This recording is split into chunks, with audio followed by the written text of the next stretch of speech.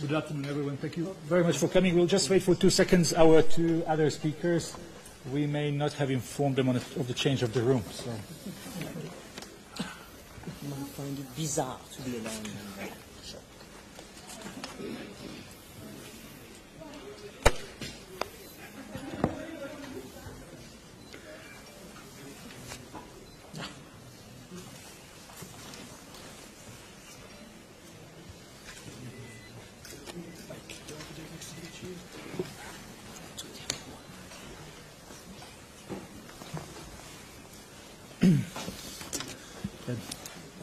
Good afternoon again. Now we have everyone sitting here. Welcome to another daily press briefing from the headquarters of the World Health Organization. Today is the first day of the 2019 Novel Coronavirus Global Research and Innovation Forum. So beside our usual guests, Dr. Tedros, WHO Director General, Sylvie Briand, who is our Director for Global Infectious Hazard Preparedness, and Mike Ryan, who is WHO Executive Director for Health Emergency Programs. We also have Dr. Mari Polkini, that you may remember very well because she was with WHO for many years. She is a co-chair of the forum. And we also have Dr. Soumya Swaminathan, who is a WHO Chief Scientist. Before giving the floor to Dr. Tedros, just to remind everyone that we will have an audio file and transcript from this press conference. Journalists are joining us online. If you are online, please click on raise hand on your screen if you want to be put in a queue for questions. For those who are dialing in by phone, please type *9 and you will be put in a queue for questions. For those in the room, a very warm welcome. There are many new faces that we are seeing for the first time in WHO, so hope you will have a good time with us. And again, to remind everyone, please, one question per journalist, so we give opportunity to as many as we can. And with that, I give the floor immediately to Dr. Tedros.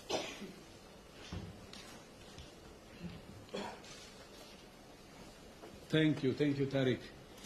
And good afternoon. And of course, we have the many colleagues from media based in Geneva, but we see more today. And I understand this is because of the conference we're hosting. Thank you so much for your interest and welcome everybody. Before I update you on the coronavirus outbreak, I would like to start with a few words about Ebola. As you know, we have two fronts now.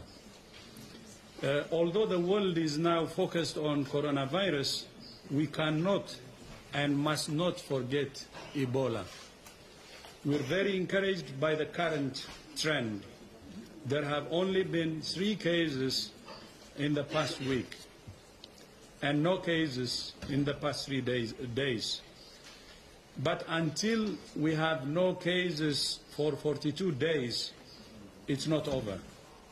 As you know, any single case could reignite the epidemic, and the security situation in Eastern DRC remains extremely fragile. So we take the progress on Ebola with caution, although it's a big success. And we are in still full response mode. Yesterday alone, we had 5,400 alerts that were investigated. Almost 300 samples were analyzed. More than 700 people were vaccinated, and almost 2,000 contacts were followed. So still it's a massive response.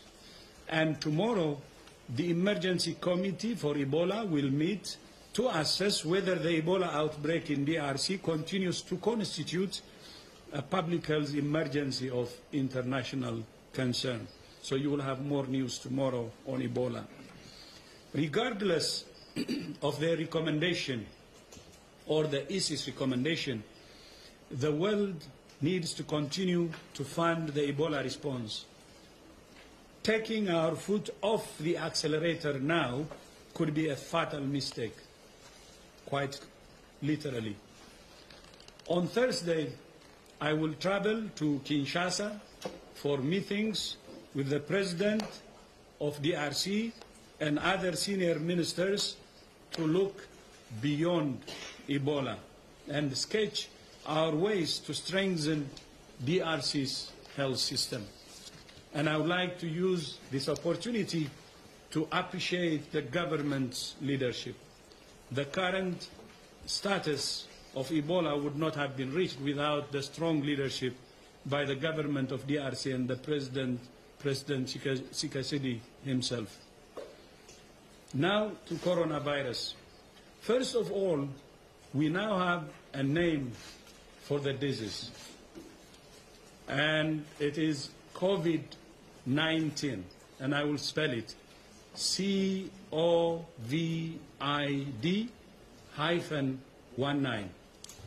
CO stands for corona, as you know.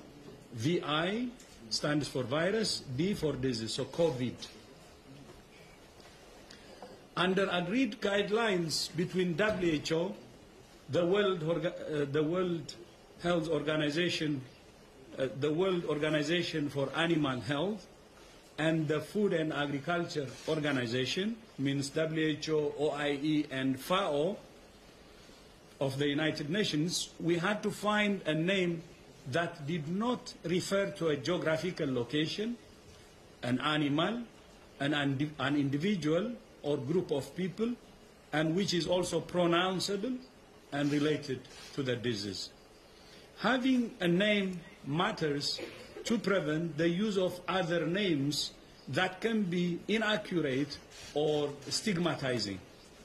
It also gives us a standard format to use for any future coronavirus outbreaks.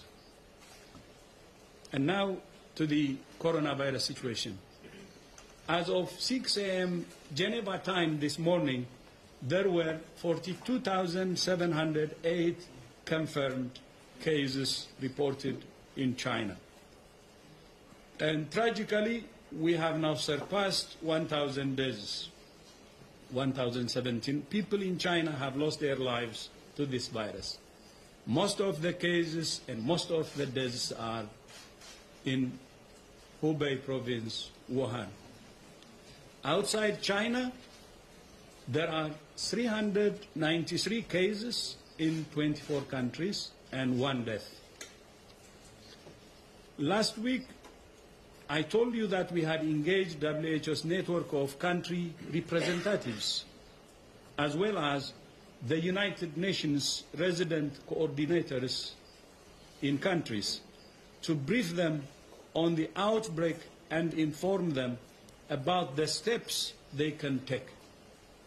I also briefed Secretary General Antonio Guterres, and we agreed to leverage the power of the entire UN system in the response. Today, we have also activated a UN crisis management team to be led by my General, Dr. Mike Ryan.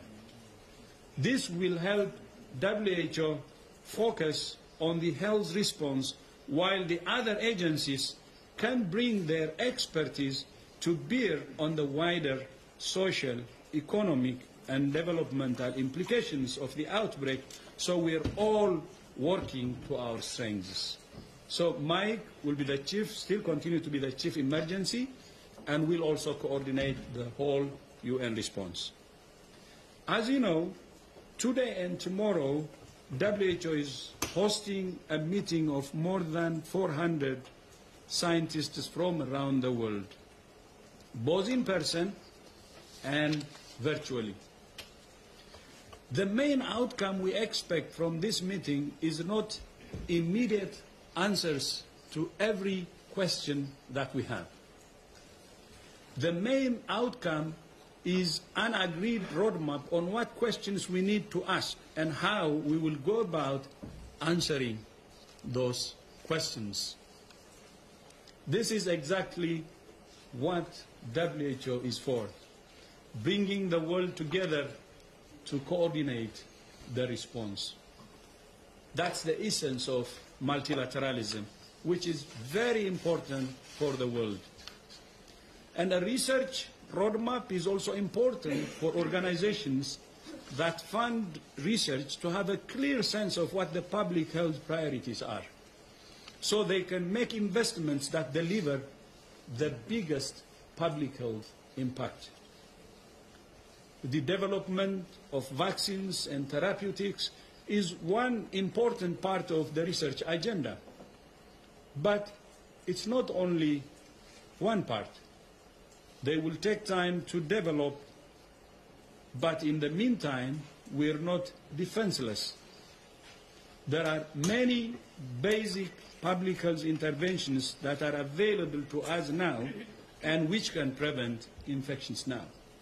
For instance, the first vaccine could be ready in 18 months.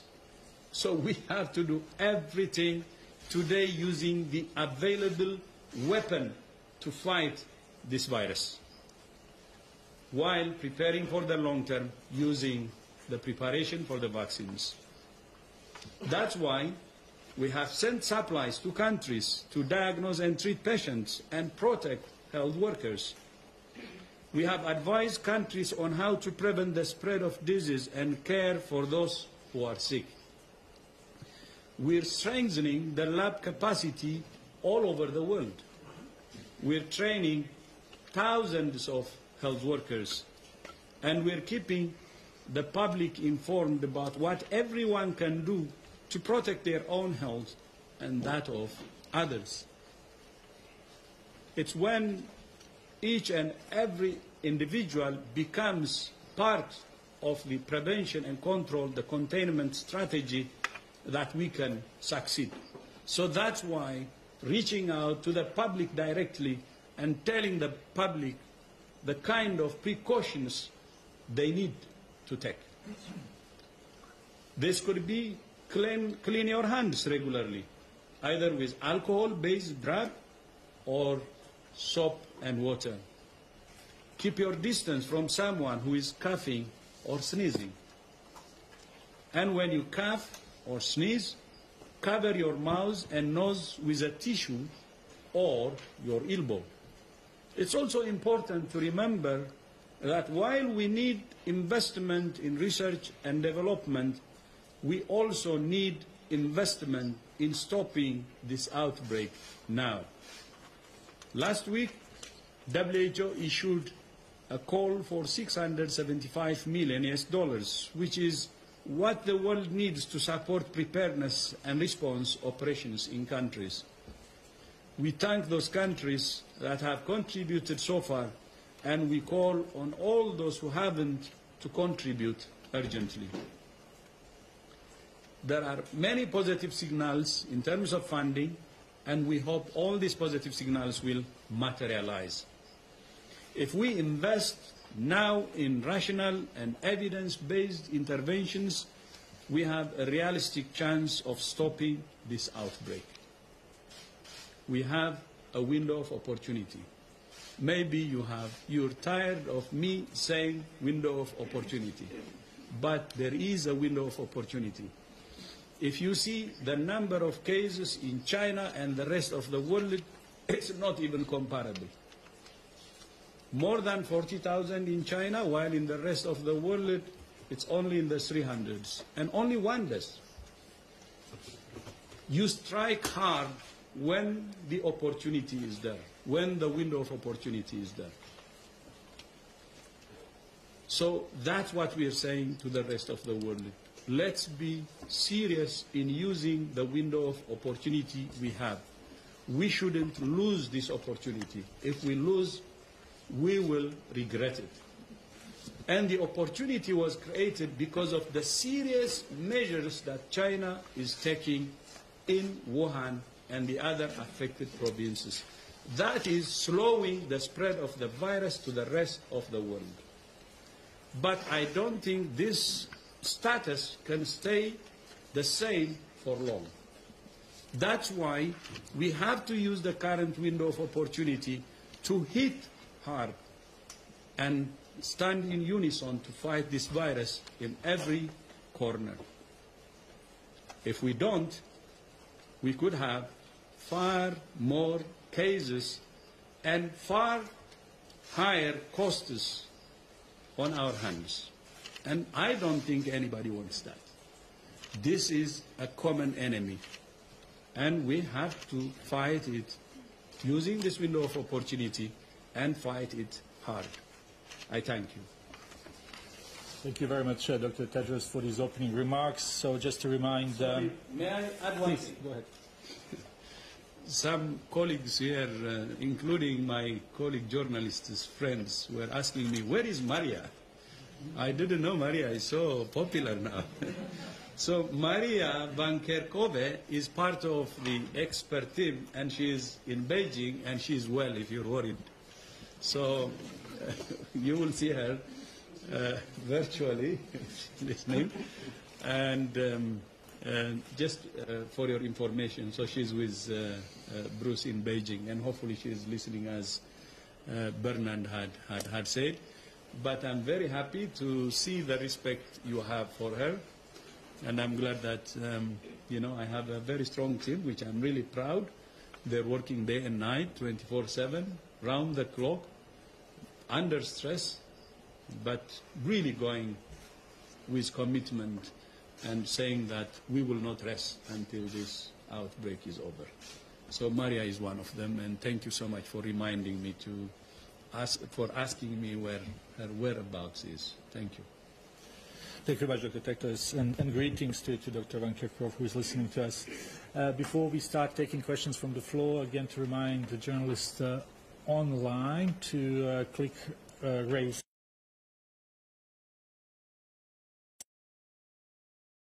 Press *9. So we will start with the questions here. Well, gentleman just in front of me, then Christian, then we will go on this side. Please introduce yourself and the outlet you are working for, and please one short question. Thank you. Okay, Yang with Xinhua News Agency. As Dr. Tedros mentioned, the entire UN system is willing to help. So could you give us a few examples on what the other agencies in the UN can contribute to the control and the prevention of the outbreak? Thank you so much. Yes, we have many sister agencies. Do I need to use this? Mm-hmm. Yeah, okay. No. Okay. Okay. We have many important sister agencies in the United Nations system, many of whom need good information in order to manage their day-to-day operations and business continuity. So our humanitarian partners, peacekeeping partners need to understand the virus like every other global business operation needs to understand what's happening with the virus. But there are many of our UN agencies, like the International Maritime Organization, the International Aviation Organization, who also can contribute huge amounts of information to our understanding, and equally we work closely with them. We have agencies like UNICEF, who are very important in risk communications and social stabilization and working in education in schools and in the healthcare system and on infection prevention and control. And we work very closely with our colleagues in UNICEF. There are the agencies who work on humanitarian response, and they obviously have a duty of care to refugees and to others, and they need our inputs in terms of best practice for themselves. And we have the financial institutions like the World Bank, who are in a very strong position to look at the financial implications and shocks associated with this, and look at means of mitigating those impacts. So the idea here is to bring together the UN system under the leadership of the SG with the Director General to ensure that the work WHO is doing is feeding into the UN system in terms of its own business, but equally that the UN agencies who can contribute to the overall global effort are doing so.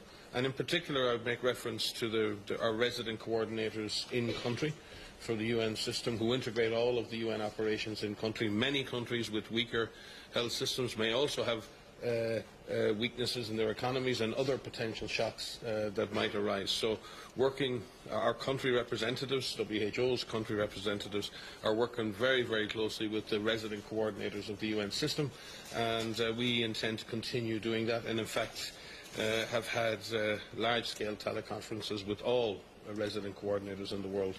I think a couple of days ago we brought them all together last week. So I think that's the nature of the the Crisis Management Team operation, and this will be a joint operation between the United Nations Office for Crisis Coordination in New York and our Strategic Health Operations Centre here at WHO in Geneva. Thank you very much, Christian. For journalists, please use the mic. Yes, go ahead, please. Hello, this is Christiana with the German press agency, and it's a question for Dr. Tedros.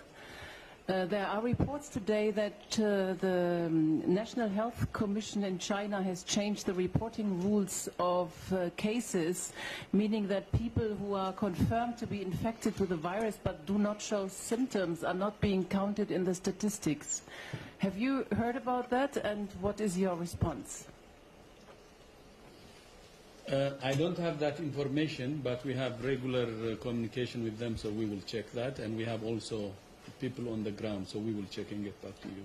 Thank you. Thank you very much. Yes, please, here, and then we will take a couple of more questions from the room here, because we have all journalists who travel to Geneva, so we will give a little bit of a priority to them. Yes, please, go ahead. Make sure that the mic is on. It has to be... Yes. Okay. Thank you, Tarek. Good afternoon. Thank you. Xing from Xinhua News Agency. We've learned that there are also Chinese researchers attending today's forum in a virtual way. So to what extent may the experience of China's health workers and frontline and the collecting and sharing of data by the Chinese researcher help design the roadmap of this research? Thank you. They actually have first-hand experience and a lot of experience, and surely they will help. And not only that, they will significantly shape the roadmap. But I will ask my other colleagues also to comment on this. But we expect a lot from them. Just to add, we were very fortunate this morning to have both Dr. George Gao and Dr. Wu from China CDC connected online, and they presented the data, particularly the research that has already been initiated in China. And we also have participants who are going to stay with us throughout the 2 days. And it's essential that they are involved in every aspect of the planning of the research, since most of the cases are in China now. So it would be critical for Chinese scientists and doctors and researchers to be involved. Dr. Kini, do you want to add something? Well, also to say that there have been a lot of preparation from the WHO colleagues for this forum, and that thematic group have met virtually through teleconferences, and as much as possible, as much as they were available, because they have other things to deal with right now. The Chinese scientists have been involved in this discussion, and we certainly hope that they will continue to be engaged in drafting, in setting this roadmap. We also have had the opportunity to have vaccine manufacturers from China participate in today's meeting. And Sylvie has more information on the question you asked, so please, Sylvie. So yes, we asked our colleagues in the field about those changes of case definition, and indeed it's normal to adapt the case definition to the reality. So recently they have done the 4th adaptation to include mild cases and asymptomatic cases. And so if asymptomatic cases become positive at the laboratory testing, then they include them into the confirmed cases number. And so they have indeed broadened the case definition, because before the testing was only done on people who were hospitalized or attending some medical attention, receiving medical attention, but now because they are following contacts, apparently they have also included some asymptomatic people. They are followed up, or post-symptomatic, because in the contact list. Yeah. Yes. So including the mild and the asymptomatic actually is a good idea. It's good. It's good that they did that. Yeah. Thank you very much for clarifying this. Now let's take a few more from the room. Let's try our colleagues who travel to Geneva to be with us here. So I'll start with Victoria, then Tom, then John, please. Victoria MacDonald from Channel 4 News in London. There have been reports of a Chinese national in Burkina Faso who's been tested for coronavirus. And as we speak, we're told that there is a China Embassy, WHO, and Burkina Faso Ministry of Health press conference. Can you tell us anything about what would be the first reported case in Africa?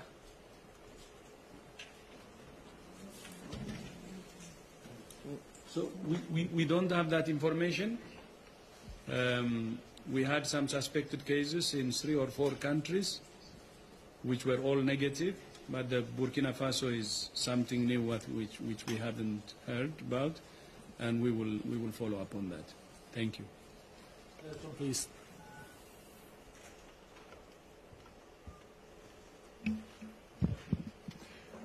You rightly mentioned the window of opportunity. As time passes, are you becoming more or less confident that this virus can be contained? As time passes, my confidence will depend on how, the strengths of measures we take. And that's why we're asking countries to be as, aggressive as possible, because we are still in containment strategy. And we shouldn't allow this virus to have a space, to have local transmission. So it depends. We may, miss or squander this opportunity or use this opportunity. And I'm saying we still have time, and let's not squander this opportunity. There is opportunity, window of opportunity that we can use still now. And member states, is there room for them to become more aggressive? Yes, there is. And there should be strong leadership, strong coordination, and they have really should do all the things, or take all the measures they need to contain it. Thank you very much. Please.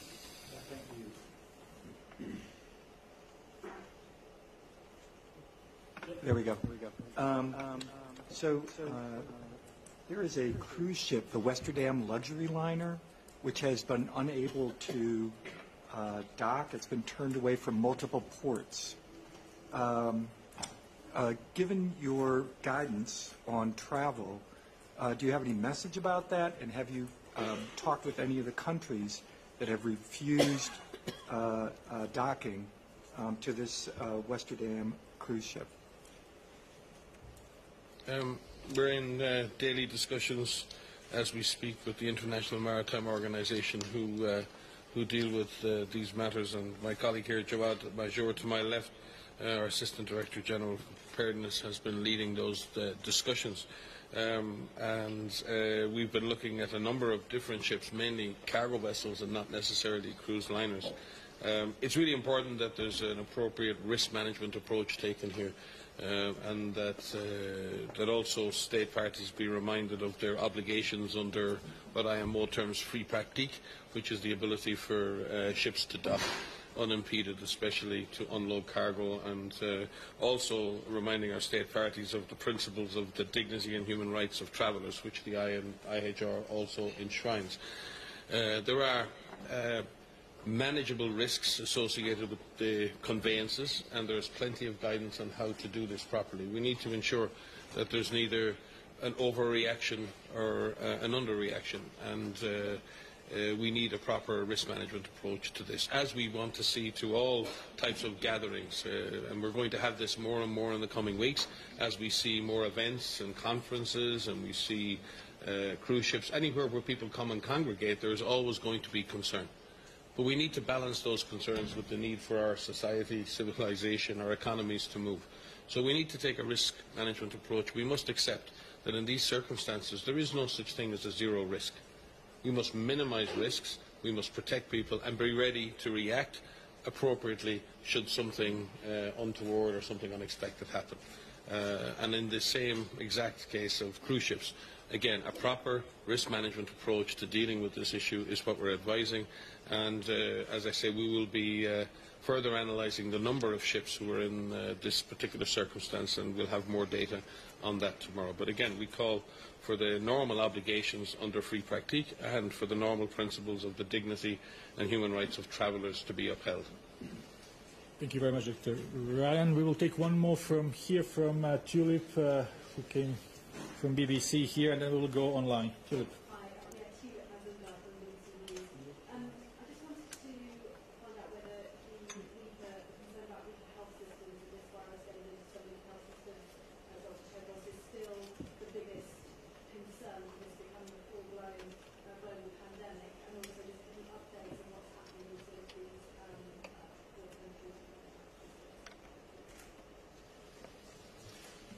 Yeah, thank you.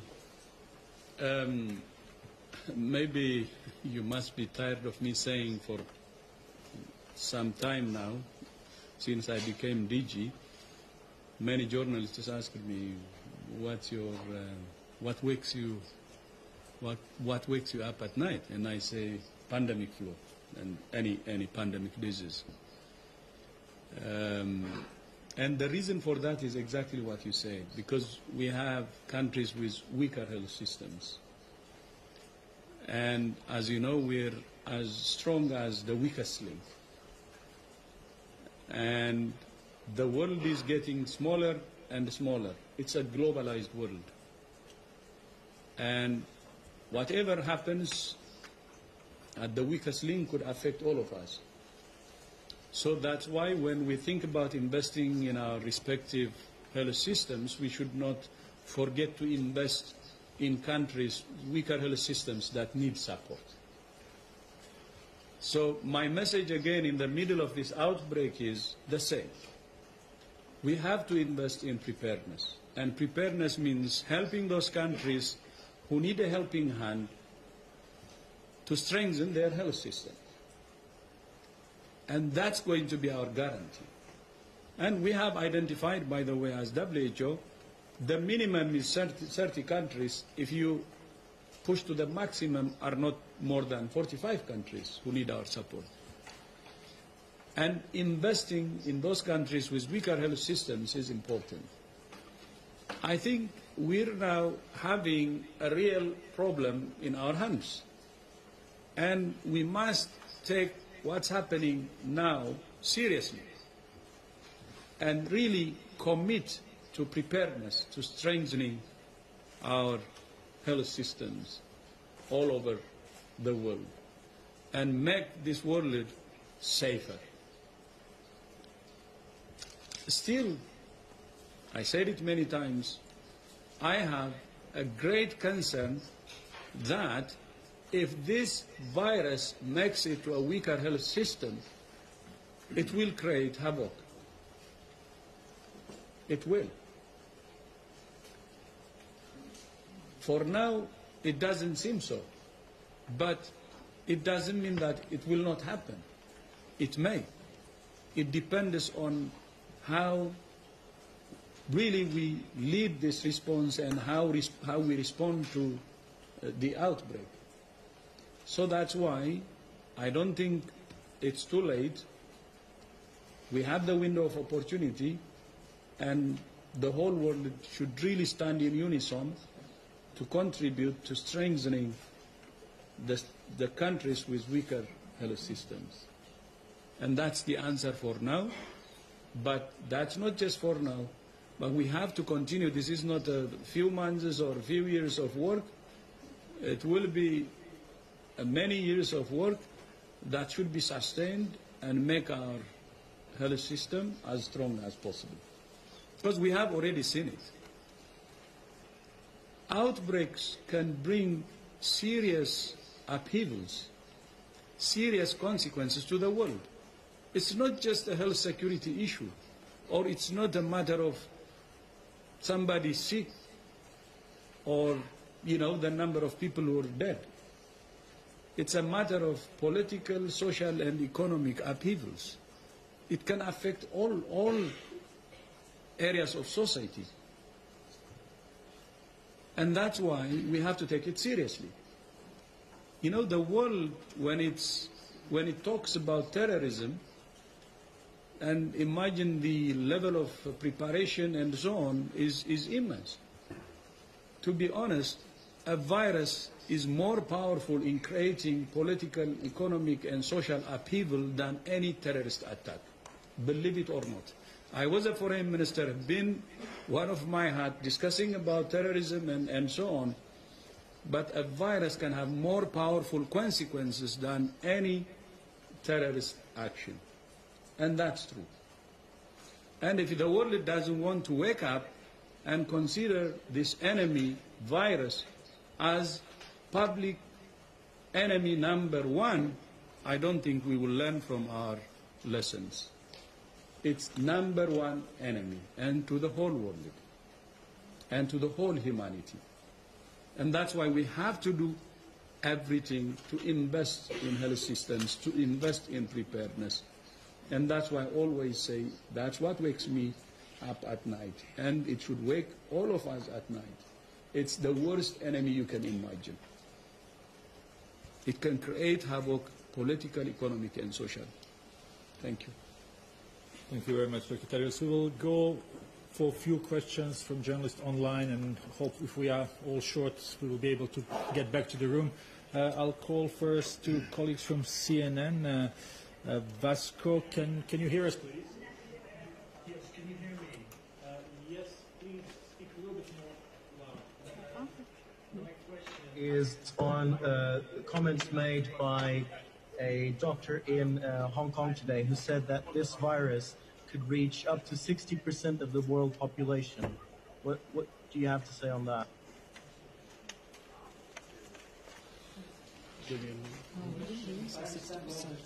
There's someone from Hong Kong who said that this virus could reach 60% of the world population.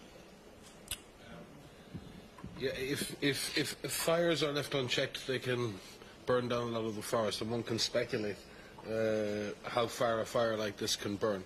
I think we, as the DG said, when we look at disease outside China, we're dealing with less than 400 cases in 24 countries in over a month of transmission. That does not mean that that won't escalate. It doesn't mean that that won't accelerate. But that is not, in that sense, an insurmountable problem. We have the unknowns about period of transmissibility. We have the unknowns about mild cases. But what the data is telling us, that we still have an opportunity. We have the opportunity to contain, to confine, to slow down, to prepare. And we need to be extremely careful not to overly... everyone is talking about social media. Everyone is talking about staying calm and keeping our populations calm. Yet every chance we get, we seem like we want to accelerate the infodemic and not contain the epidemic. So I think we need to be very balanced and careful here with our populations, with our communities. They already have concerns, and they're concerned. And the real issue is to empower our communities to take action, to protect themselves, to give them things to do.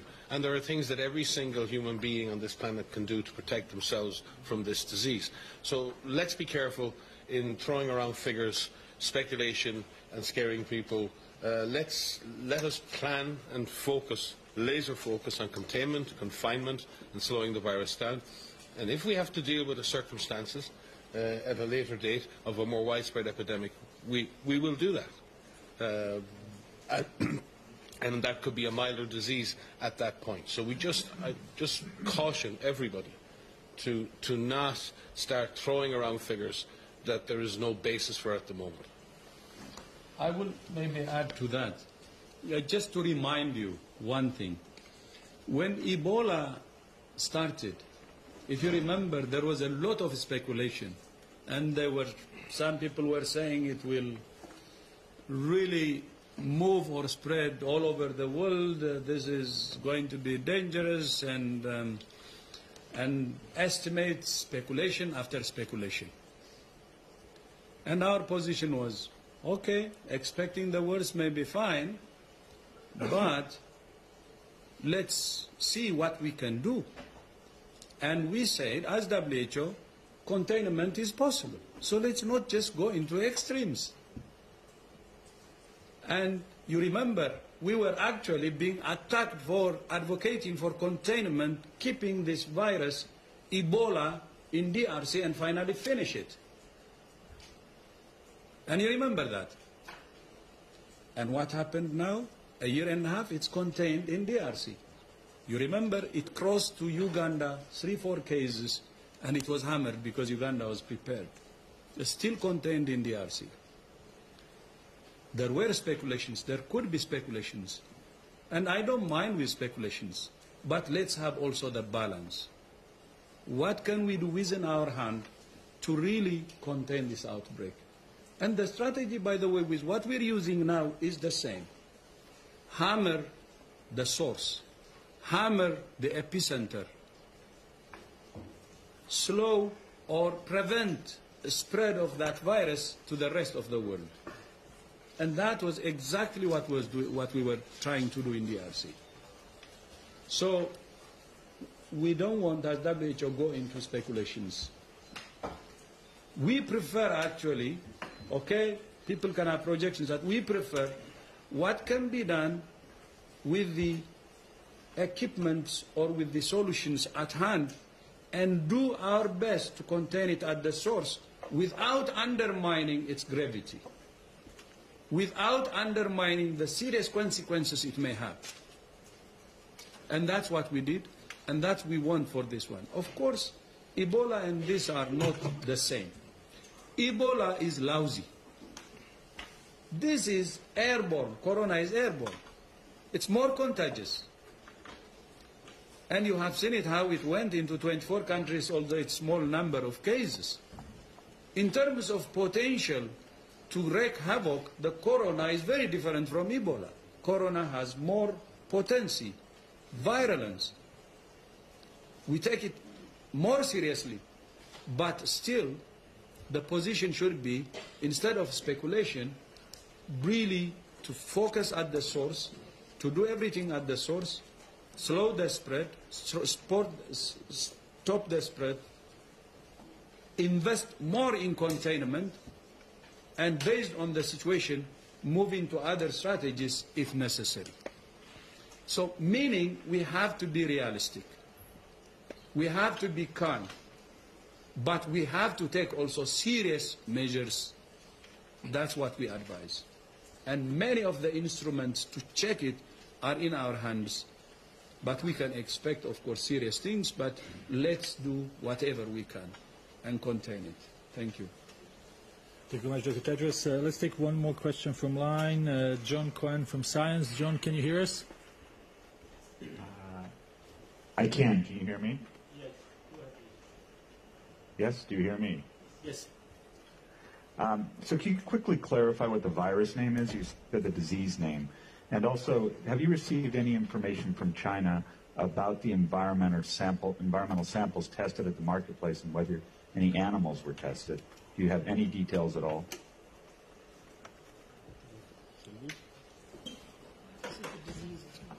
Yeah, that is the disease name. It's COVID-19. Do you want to? You can So, so the name of the disease is COVID-19. That's coronavirus disease 19. And the reason for choosing the name, I think the Director General pointed out what certain principles are when you name the disease. Coronavirus is a group of viruses that's quite common. There are already many known human strains of corona and many, many animal strains of corona. So it is possible that in the future there'll be another strain of coronavirus, and then that could be also named by the year in which it appeared. So it allows for future naming of other coronaviruses. And at the same time, this disease also allows the entire spectrum of clinical manifestations to be covered. It is because it's a respiratory. It could also manifest in other forms, and so it's a broader name. The virus itself is named by the international group of virologists who will look into the taxonomy. There's a particular taxonomy that they follow, and then the genus, the species, etc. would be specified. But it's important to have a name for this disease that everybody uses, both for scientific purposes to compare. When you want to compare the literature, you want to compare data, you need a common terminology, and also to avoid a number of different stigmatizing or other forms of confusing names.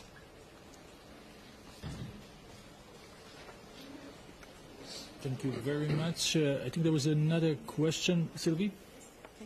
Yes, we have received information on the animal source of this virus. So from the first genetic sequences that was put on the web and publicly available to scientists, some scientists have done some phylogenetic studies, and they have identified that this virus is very similar to a virus that is a coronavirus that can be found in bats.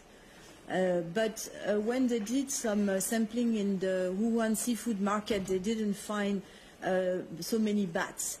And so it's very likely that there is an intermediate host that has been contaminated, and but still they have done a lot of samples in various animal species, but they have not found yet which intermediate host could have been the amplifier, at least in this Wuhan city.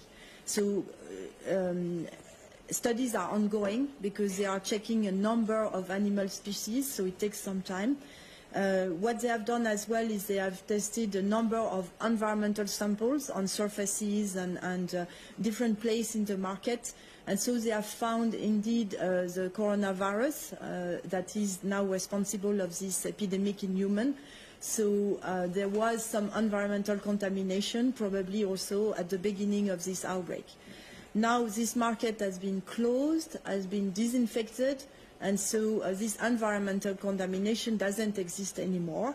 But studies are still ongoing to try to better understand what has happened in the animal world before human beings were contaminated. And it's still ongoing, and we hope that this meeting on research will provide us a little bit more information on this aspect of the outbreak that is still not very clear and requires more research.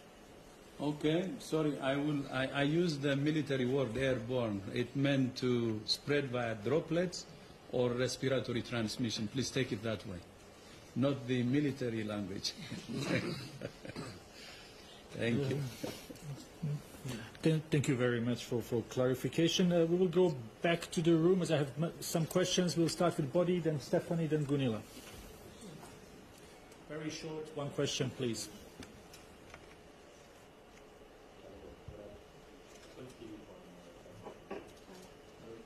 I'm still there was which we have to protect the first country, and we have to support the first country. We understand that already.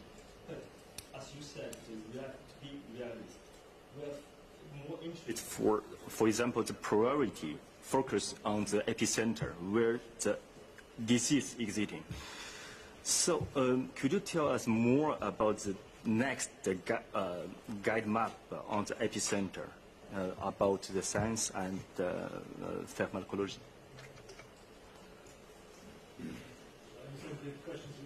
What should be done in the epicenter of the outbreak next? Other than what's being done now?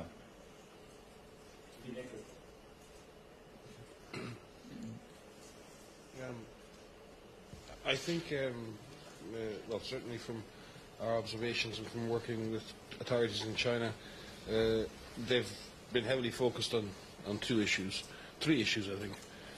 Wuhan and Hubei itself, the surrounding or the provinces who have been more heavily affected than others, and they've sort of had a three-pronged approach. And you can see the way they've had very strong measures in Wuhan, but they've extended those measures to defined areas outside Wuhan where they feel the epidemiology was getting more difficult or more challenging.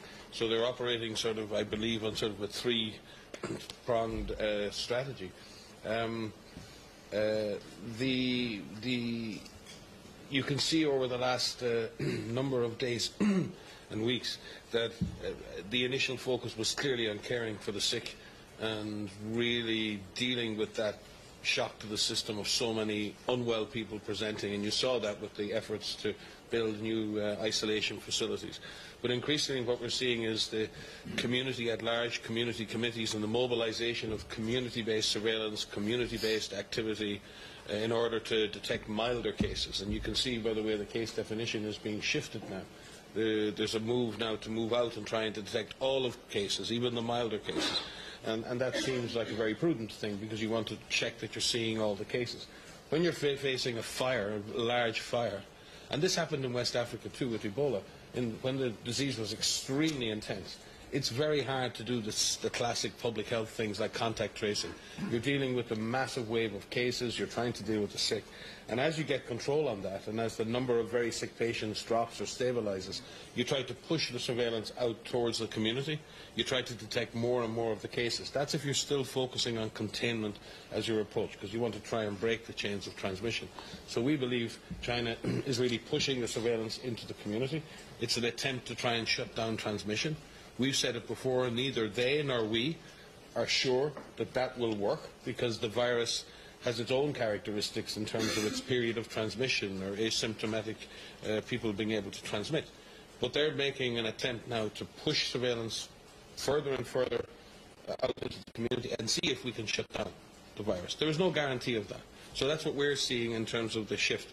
And our team in China is working closely with Chinese authorities and scientists to look at that. I think the other part of this will be having a much better understanding of the clinical severity and on the clinical picture, because if the disease were to spread further in the world, and if we see more cases in the world, the clinical techniques and the clinical information and the clinical knowledge that's been gained in China right now will be absolutely central to the successful treatment of patients elsewhere in the world.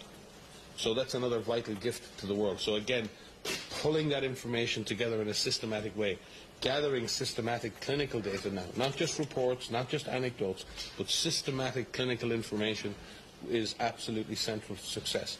So all of the activities are aimed at containment, but all of those activities will support a broader mitigation effort should the virus continue to spread in other parts of the world.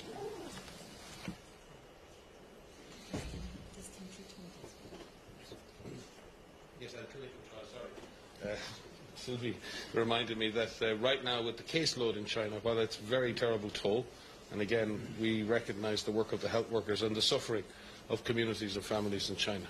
They're suffering on behalf of us all.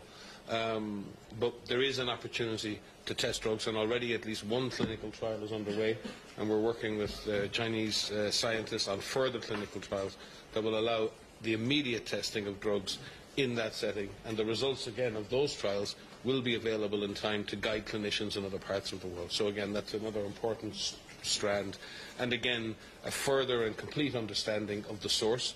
As I said, a presumption of the source is a dangerous thing, because even if we were successful in this attempt to confine and contain the virus, if we don't know the source, then we're equally vulnerable in future to a similar outbreak, and understanding that source is a very important next step in the strategy. Very much. Some of our speakers have to go, so we'll take super short two questions that I promised to Stephanie and to Gunilla. Very short, because we have to go. We will have other opportunities already tomorrow. We'll be here. Stephanie. I just wondered, the Director General, in your speech, you referred to a very grave threat potentially to the rest of the world from this virus, which is clearly an emergency in China. I wondered if you could elaborate on that, especially for our visual colleagues, and what led you to use that language this morning. Was there some change in your risk assessment overnight? Was it information coming in from Hong Kong about suspect cases in a building which was later dismissed on the basis of results? Could you elaborate? No, it's the issue is about the use of the window of opportunity. We have a window of opportunity now for the rest of the world. We see what's happening in China in terms of the number of cases and fatality. So if we don't use the window of opportunity we have now, if we don't operate with a sense of urgency, there could be a serious consequence. That's what I meant to say. And I'm reminding the world to use this opportunity to do whatever it can to contain this outbreak. Do everything it can. And there is time, because as I said, the number of cases in the rest of the world is less than 400, and there is only one death. That's a window of opportunity. So I'm reminding, there is time, the time is ticking. And time is the essence in this outbreak. And the virus will not sleep and wait. We cannot sleep. So we have to operate with a sense of urgency and with strong political commitment throughout the world. And then we can beat this outbreak. If not, then the other side will happen.